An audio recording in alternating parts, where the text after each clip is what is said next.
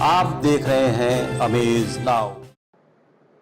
Amaze now के कार्यक्रम health now में आप सभी का स्वागत है। मैं हूं अरविंद।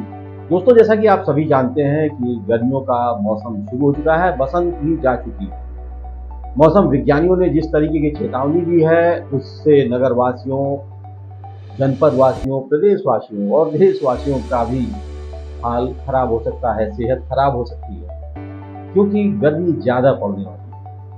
जरूरत है उससे बचने के लिए, उसके बचाव के क्या तरीके हैं, यही जानने और बताने के लिए आज हमने अपने साथ आमंत्रित कर रखा है सैनिक विहार में पिछले 2.5 दशकों से काम कर रहे, ढाई क्या बल्कि और ज्यादा दशकों तक सैनिक विहार क्षेत्र में कार्य कर रहे डॉक्टर ओपी सिंह।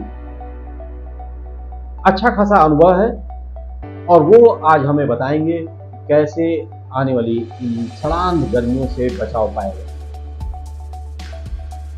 मेरे तरफ से अमेज नाउ के दर्शकों को मेरा नमस्कार। मैं नंदानगर क्षेत्र में करीब 35 वर्षों से सैनिक क्षेत्र में अपने मेडिकल प्रैक्टिस, शिक्षा और स्वास्थ्य की मैं इस सैनिक क्षेत्र में करीब 35 वर्षों से स्वास्थ्य कार्य मेडिकल प्रैक्टिस कर रहा हूँ। साथ साथ में मैं शिक्षा का कार्य भी करता हूँ। स्वास्थ्य और शिक्षा पे मैं लोगों के बीच में एक अलग जगाने का काम कर रहा हूँ। स्वास्थ्य के विषय में मैं ये बताना चाहता हूँ कि मैं इंटीग्रेटेड ट्रीटमेंट पे विशेष ध्यान देता हूँ। जैसा कि हमारी भारत सरकार ने भी जो है अब इंटीग्रेटेड ट्रीटमेंट की बात कर रही है और धीरे धीरे हम समन्वित चिकित्सा की तरफ आगे बढ़ रहे हैं। समन्वित चिकित्सा जिसके माध्यम से हम या हमारे आगे आने वाली पीढ़ी, हमारे डॉक्टर्स वो समन्वित चिकित्सा करेंगे, जिसमें मॉडर्न मेडिसिन और ओल्ड मेडिसिन एक साथ लेके चलेंगे, जिससे हमारे आने वाले मरीजों का या आने वाली पीढ़ियों का जो है भविष्य उज्जवल हो सके। जैसा कि आप सुनते हैं कि मॉडर्न मेडिसिन से तमाम तरह की जो है साइड इफेक्ट्स होते हैं, जो कि हम एंशिएंट जो हमारी आयुर्वेद जो पद्धति है उसके द्वारा जो है हम उसको खत्म करने का काम भी करेंगे। महोदय, जैसा कि आपने पूछा, ग्रीष्म काल में जैसा कि आयुर्वेद मतानुसार कहा जाता है कि हमारे अंदर के जो है जो इस आधुनिकता के दौर में हमको अपने प्राचीन चिकित्सा पद्धति को भी साथ में लेकर चलना पड़ेगा, जिससे हमारा और हमारे आने वाले मरीजों का भविष्य या उनका जीवन जो है वह सुखमय हो सकता है। जैसा कि कहा जाता है कि सम दोष समाग्निश्चा सम धातु मला क्रिया प्रसन्न आत्मेंद्रिय स्वस्थ इति अविधेयते, यानी कि जो सम दोष है आयुर्वेद के मतानुसार जो है वह वात पित्त कफ ये दोष भी है और धातु भी है। यानी कि अगर ये साम्य अवस्था में है तो धातु है, यानी कि आपके स्वास्थ्य को बढ़ाने वाला है। अगर ये विषम परिस्थिति में है, असमान स्थिति में है, तो इसको व्याधि माना जाता है। इसी तरह मॉडर्न मेडिसिन में हम जो इन्फेक्शंस बोलते हैं, ये 3 तरह के इन्फेक्शंस होते हैं, जो बैक्टीरियल, वायरस, फंगस इन्फेक्शन होते हैं। मतलब किसी भी डिजीज का कारण जो है वह वायरस, बैक्टीरिया और फंगस होता है। मोस्टली जो है इन्फेक्शंस डिहाइड्रेशन की वजह से होते हैं, जिसमें हमको उल्टी दस्त होने की संभावनाएं बनी रहती हैं, हीट स्ट्रोक हो जाती है, हमारे अंदर पानी की कमी हो जाती है, या हमारा इम्बैलेंस बॉडी जो है वह इलेक्ट्रोलाइट्स जो है हमारे बॉडी के अंदर से इम्बैलेंस हो जाते हैं, जिससे हमको तमाम तरह की दिक्कतें आती है। डाइजेशन प्रॉब्लम्स, स्किन प्रॉब्लम्स, ये सारे प्रॉब्लम्स है। गर्मी के दिनों में हमें जब डिहाइड्रेशन होगा या पानी की कमी जब हमारे शरीर से होगी तो हमारा बीपी लो हो जाएगा और हमारे शरीर के इलेक्ट्रोलाइट्स जो है इम्बैलेंस हो जाएंगे। इसमें उल्टी और लैट्रिन लूज मोशंस की भी संभावना बनी रहती है। इसीलिए हमको जो है समय समय पे पानी जो है या इलेक्ट्रोलाइट्स जो है या चीनी नींबू नमक का घोल जो है वह अपने लेते रहना चाहिए। और कभी भी बाहर निकलने से पहले जो है अपने सर को ढक कर निकलना चाहिए, पानी की व्यवस्था करके निकलनी चाहिए। ये हमें इस गर्मी के मौसम में जो है अपने को प्रिकॉशंस के साथ रहना चाहिए। इससे हमको शरीर को ढक के किसी भी विधि से जो है वो ग्लोव्स या कपड़े, फुल कपड़े पहन के निकलना चाहिए। हल्के कपड़े हों, सूती कपड़े हों, और हमको समय समय पे जो है इस तरह के वाटर इनटेक लेते रहना चाहिए कि हमारे बॉडी के अंदर जो है डिहाइड्रेशन ना हो।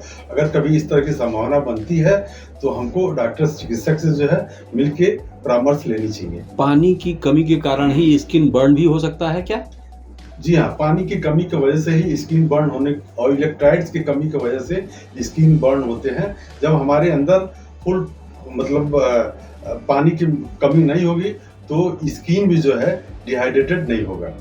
पहले तो उसको चीनी, नमक, नींबू के घोल जो है बना के जस्ट लाइक ORS की तरह उसको पीना चाहिए, या मार्केट से इलेक्ट्रोलाइट्स इस तरह की चीज़ें पीना चाहिए। या रास्ते में, आजकल गर्मी का दिन है, अगर सत्तू, गन्ने का रस इत्यादि अगर शुद्ध मात्रा में या शुद्ध सही जगह पे मिल रहा है तो उसका सेवन समय समय पे दिन में करते रहना चाहिए।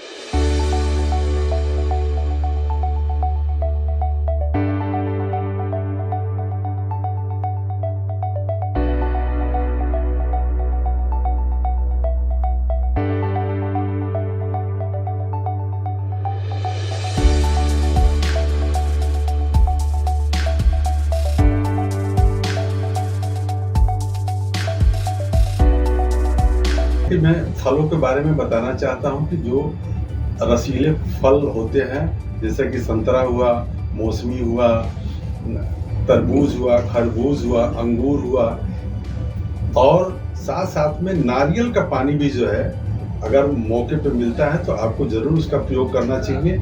ये बहुत अच्छा एंटीऑक्सीडेंट होता है, शरीर को धारण करता है, शरीर का एक्सेप्टेंस होता है, जिससे जो है आप गर्मी में होने वाले तमाम व्याधियों से बचे रहेंगे। डेली रूटीन को बैलेंस वे में जो है किस तरह करना चाहिए, हमको सुबह उठ के मॉर्निंग वॉक करने के बाद, सुबह उठने के बाद हमें जो है कम से कम 2-3 गिलास पानी का इंटेक करना चाहिए, और उसके बाद जो है अच्छे कपड़े पहन के और मॉर्निंग वॉक करना चाहिए। उसके बाद योगा का कार्यक्रम करना चाहिए, और ब्रेकफास्ट में जो है हल्का नाश्ता के साथ जो है, जो बिना विदाउट तेल या घी का हो, फल का प्रयोग करना चाहिए। दोपहर में जो है हमको हल्का भोजन जिसमें जो है ऑयल की मात्रा बहुत कम हो, उसके साथ जो है मट्ठा का प्रयोग करना चाहिए। और मैं तो कहूँगा कि शाम के वक्त जो है हर व्यक्ति को चने की सत्तू, जो कि हमारे पूर्वांचल की जो है एक विशेषता है, उसको जरूर सेवन करें। रात में जो है वह साधारण रोटी, सब्जी, सलाद के साथ जरूर सेवन करें। ये हमें अपनी दिनचर्या में साथ साथ में समय समय पे दही का भी सेवन करते रहना चाहिए। गरिष्ठ भोजन या बहुत तैलीय भोजन इसका प्रयोग न करें, और इस तरह हम अगर अपने दिनचर्या को सुचारू रूप से चलाएंगे तो हमें किसी भी तरह का बीमारियां या गर्मी से होने वाली तमाम इस तरह की व्याधियां, डिजीज नहीं होंगी। इसलिए जो है हमको अपने आयुर्वेद मतानुसार या मॉडर्न मेडिसिन के मतानुसार हमारे अंदर किसी तरह का बैक्टीरियल इन्फेक्शन नहीं होगा, या हमारी किसी धातु इम्बैलेंस नहीं होंगी, और हम बिल्कुल स्वस्थ रूप से जीवन विचरण करते रहेंगे।